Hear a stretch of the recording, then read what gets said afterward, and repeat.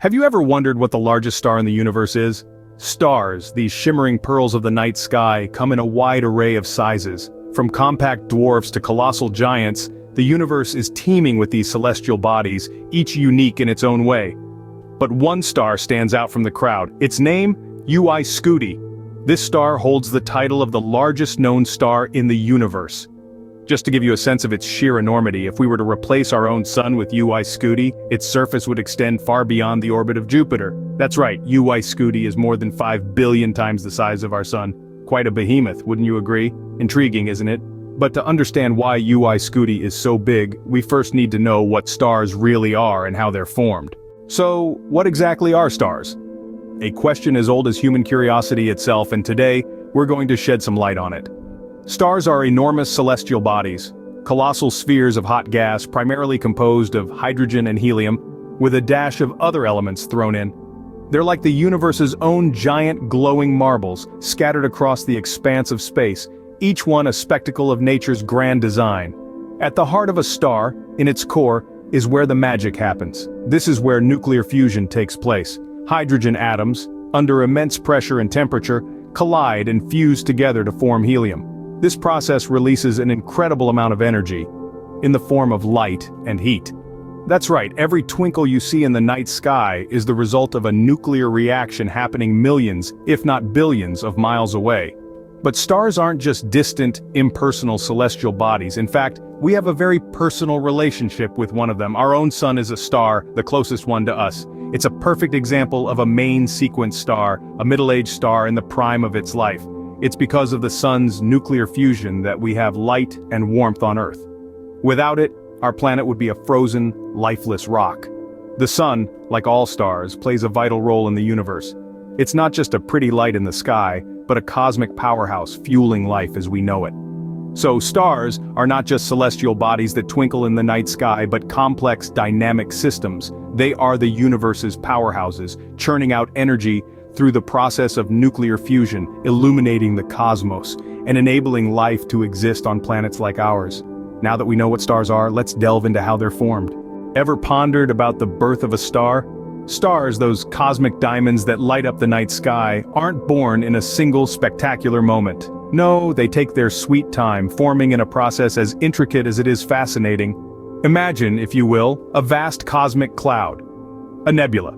Nebulae are colossal expanses of dust and gas, playing host to the elements that will eventually give life to a star. Now, within this cloud, something remarkable begins to happen. Gravity. That universal force we're all familiar with starts to pull the dust and gas together.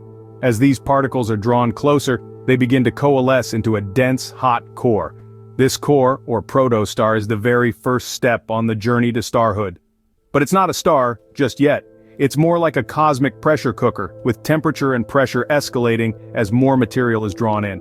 This pressure cooker situation continues, with the protostar growing hotter and denser, until something extraordinary happens. The temperature and pressure become so intense that atoms begin to fuse together in a process known as nuclear fusion. Hydrogen atoms collide to form helium, and this process releases an enormous amount of energy. This energy pushes outward, countering the inward pull of gravity. When the two forces balance, the protostar has finally made it. It's now a main sequence star, shining brightly in the cosmos, powered by the constant process of nuclear fusion. This birth of a star is a process that takes millions of years, a testament to the grandeur and patience of the universe.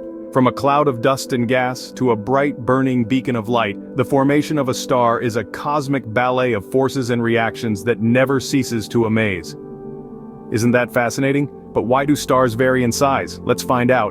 Why are some stars bigger than others? Well, the size of a star is largely determined by the amount of dust and gas available when it forms. During the star formation process, these materials collapse under their own gravity, forming a protostar. The more material, the bigger the star can become. However, size isn't just about the starting ingredients. The life cycle of a star also plays a significant role in its size. For instance, a star like our sun will eventually run out of hydrogen to fuse in its core.